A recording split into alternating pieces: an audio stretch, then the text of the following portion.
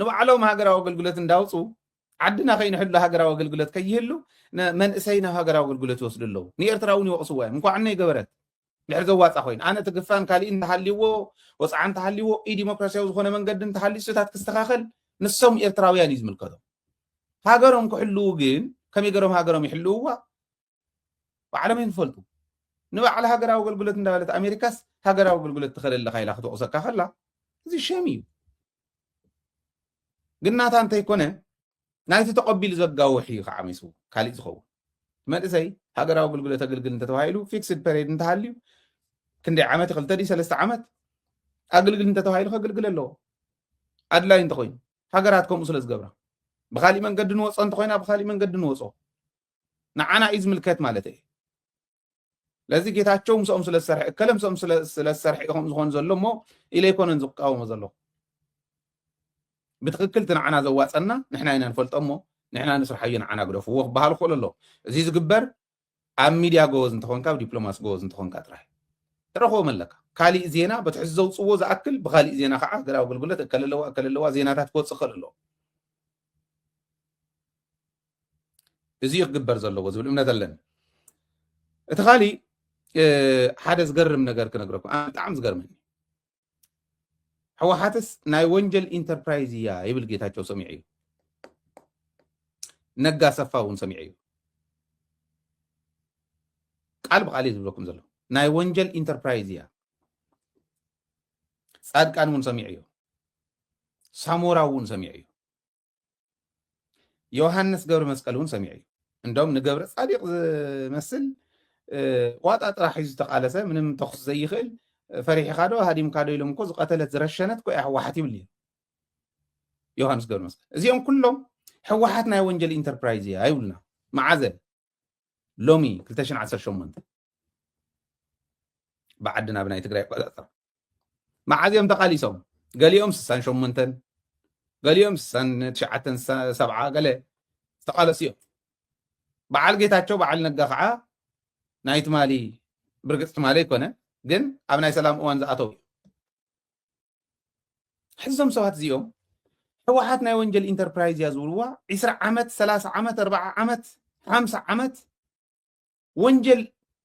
ዝሰርሑ ምዃኖም ንሳቶም ከይፈልጡ ደለው ድሕሪ ናይ ወንጀል ኢንተርፕራይዝ ኮይና ልዕሊ 20 ዓመት ምስ በላዕካ ምስ ሰረቕካ ናይ ወንጀል ኢንተርፕራይዝ እንተኮይና 20 ዓመት ምስ ተጠቐምካላ ወንጀል ምስ ሰራሕካ ድሕሪ ናይ 20 ዓመት ወንጀል ሕዚ ዝብላዕ ወንጀል ዝስርሓሉ መንገዲ ዘይብላ ምስ ኮነት ማለት ምስ ተባረረትካ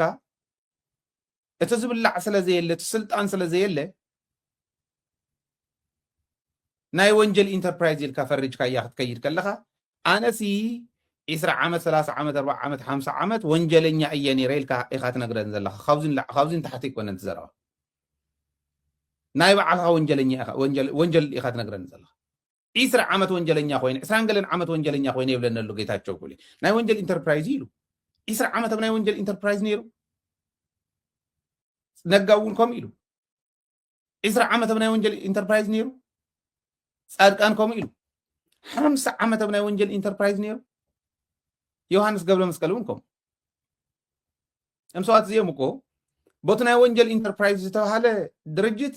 ኢታማዦር ሹም ዝወፅሑ እዮም ስለዚ ነቲ ናይ ወንጀል ኢንተርፕራይዝ ዝመርሑ ዝነበሩ እዮም እንድሕር ከምኡ ኮይኑ ማለት እንታይ ይብሉ ከም ዘለዉ እውን ዘይፈልጡ ምዃኖም ራእዩ ኢታማዦር ሹማት እዮም ነይሮም ጻድቃን ሳሞራ ሕዚ ኢንተርፕራይዝ ናይ ወንጀል እያ ነይራ ዝብልዋ ዘሎ ዓብይ ስልጣን ነይሩ ዮሃንስ ገብረ መስቀል ጌታቸው እውን እስካዕ ምክትል ናይቱ ውድብ መፅኡ ነይሩ ብሽምግልና ናይ ወንጀል ኢንተርፕራይዝ ምክትል ሓላፊ ነይሩ በዓል ነጋ ሰፋ ማእኸላይ ኮሚቴ እዮም ነይሩ ናይ ወንጀል ኢንተርፕራይዝ ማእኸላይ ኮሚቴ እዮም ነይሩ ዝብልዎ ዘይፈልጡ ናይ ፖለቲካ ደናቁር ሓያል ናይ ፖለቲካ ድኽዳኸ ዘለዎም ሰባት እዮም ነምሰዋት እዮም እዚው ናይ ፖለቲካ ድኽዳኸ እዩ የፖለቲካ መቀንጨር ከም ዝብልዎ እቶም መምሓሩ ማለት እዩ ዝዛረብዎ ዘይፈልጡ እዮም ስለዚ በዞም ሰባት እዚኦም ተፈርጃ ሕወሓት ክትወድቕ ከም ዘይትኽእል ይፈልጥዎ እዮም حرنا وينجل انتربرايز كوين تاخد قبر رأتي خايو خبها اليوم تاخد قبر وصني خامس فلت كازي توصخ خبها اليوم حزم مستبارره مسكلونا اينات حاسبنا اليوم كبلني نزيس انتاي تو تسب تاي تو نزيوم اورد لياويهم سرقتيهم حسوتيهم كدعتيهم بانداتاتيهم نعهم سمع اذني يبلين يلو اذنو كعص خل الله تايتو زحقول مالت تايغورهم زلو يريم سلا زلو مالت اينا زيتات بدن بخحسو لخل الله سمنا يحسب منسينا يحسب صارك انا بزلو مدرخ ايركبن زبن منسي كل يزدليا ني تري قالو تاقول كم زلو ورادانت يلن بايزوي صرفي بلو تسبكم زي خلو خلو تاينا مخدو لن صارك انا تايلكات مالت شمو نكو مستقباري بتقواري يتصوع زلو خان يصرفو يكون كن زلو كندي جنرال صادقان ابلعلي تግራዋይነት ابلعلي تግራዋይ ابلعلي تግራይ ابلعلي تاريخ تግራይ ابلعلي መጻኢ تግራይ ززمته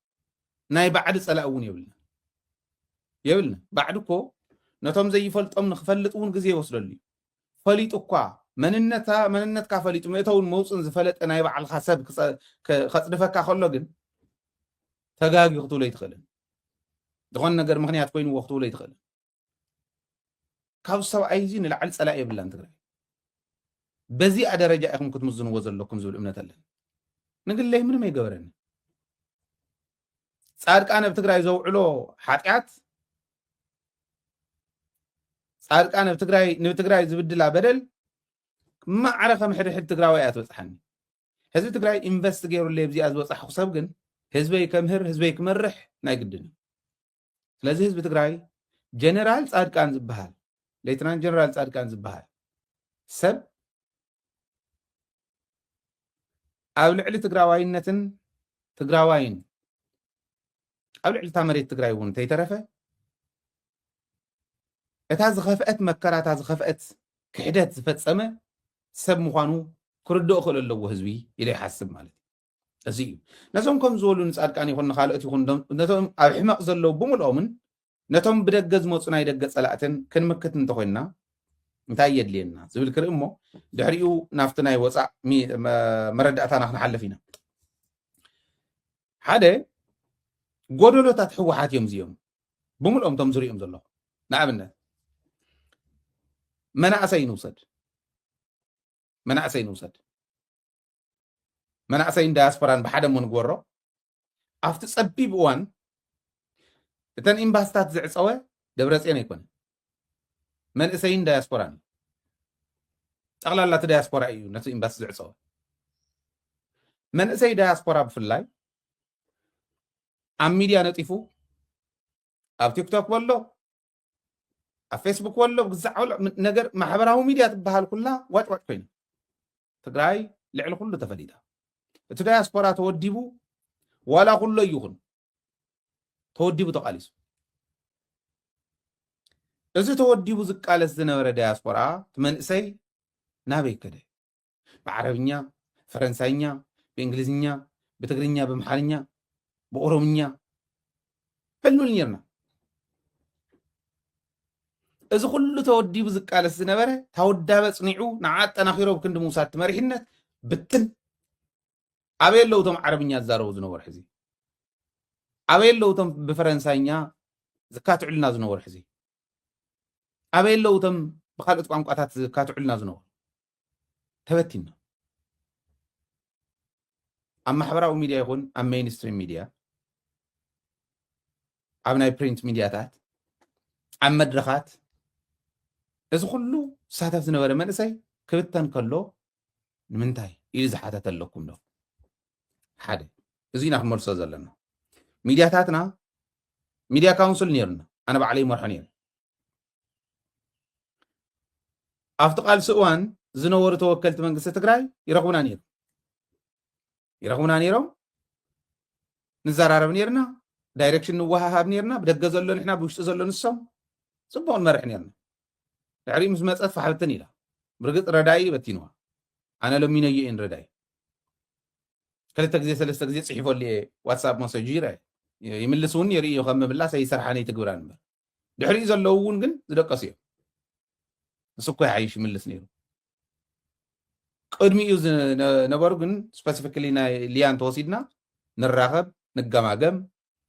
حتى نسدد ملسي سدو أنفتات نسدد لويت أم يمسو إينا نيرنا زي أخت ملس كتكل الله ناي دق أنستيو ناي نقادو ناي دياسبورا ناي حارستوت يأتم لحدنا حموشتا لمعات بجلي قال ما لازم بحالو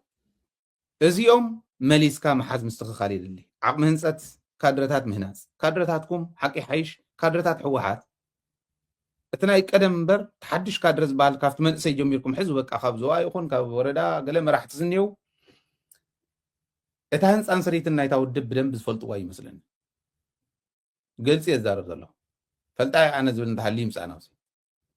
ام بيوخ مسيخ بحجي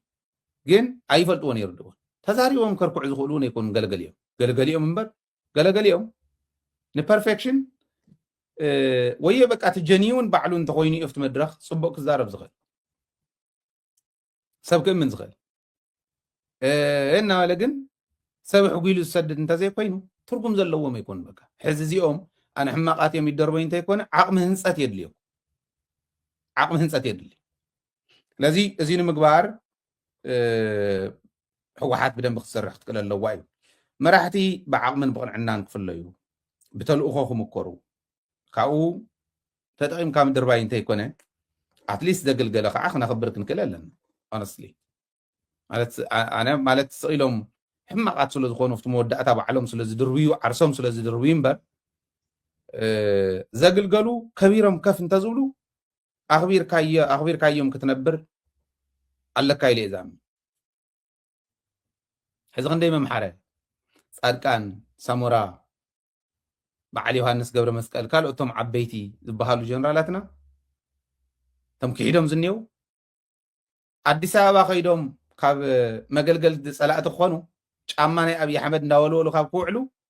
مما خرتي وتهدراو قدايات كوينهم وتهدراوي بوليسين استراتيجين زوصلنا نساتهم كوينهم تمنسي ولو دقا عمس زمن دا تحزو نوعين من وتهدراو بوليسين استراتيجين زهن نصلو بوتها